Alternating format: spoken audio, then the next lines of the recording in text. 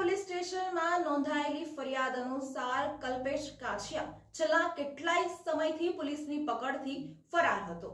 ત્યારે તેને આગોતરા જામીન મેળવવા માટે કોર્ટમાં અરજી પણ કરી હતી, પણ કોર્ટે તેની અરજી નામંજૂર કરતા વડોદરા શહેર પીસીબીની ટીમે બાતમીના આધારે દમણથી કલ્પેશ કાછિયાને ઝડપી પાડ્યો છે અને આગળની કાયદેસરની કાર્યવાહી હાથ ધરી છે।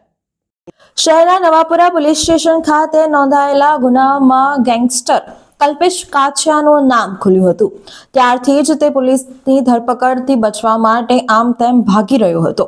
જો કે આ મામલે આગોતરા જામીન મેળવવા કાછિયાએ કોર્ટમાં અરજી પણ કરી હતી, પરંતુ ગતરોજ કોર્ટે તેના આગોતરા જામીન નામંજૂર કર્યા હતા। તેવામાં વડોદરા પીસીબીની ટીમે મોડી રાત્રે બાતમી મળતા દમણથી ધરપકડ કરવામાં આવી હોવાનું સૂત્રો દ્વારા જાણવા મળી રહ્યું છે।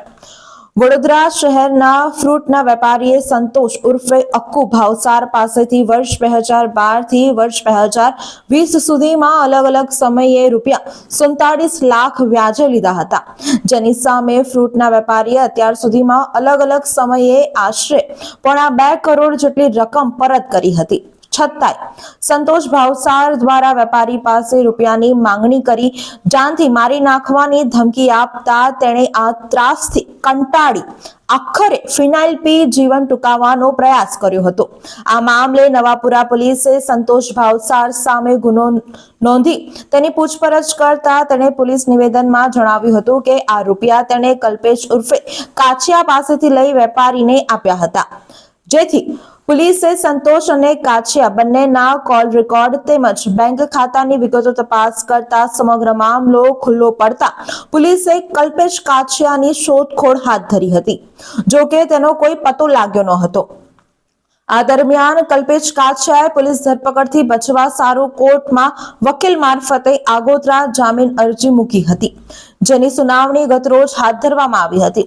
પોલીસે આગોતરા જામીન નામંજૂર કરવા વિવિધ કારણો સામેનું કોર્ટમાં સોગંદનામું રજૂ કર્યું હતું, જો કે કોર્ટે કાછિયાના આગોતરા જામીન નામંજૂર કર્યા હતા। સૂત્રો દ્વારા મળતી માહિતી અનુસાર મોડી રાત્રે વડોદરા પીસીબીની ટીમને કાછિયા અંગે બાતમી મળતા એક ટીમ દમણ ખાતે રવાના થઈ હતી અને તેની ઝડપી પાડવામાં પોલીસને સફળતા મળી હતી। જો કે આ મામલે પીસીબી પીઆઈ એસબી ટંડેલ સામે ટેલિફોનિક વાત કરતા તેમણે આ વાતની પુષ્ટિ કરી હતી।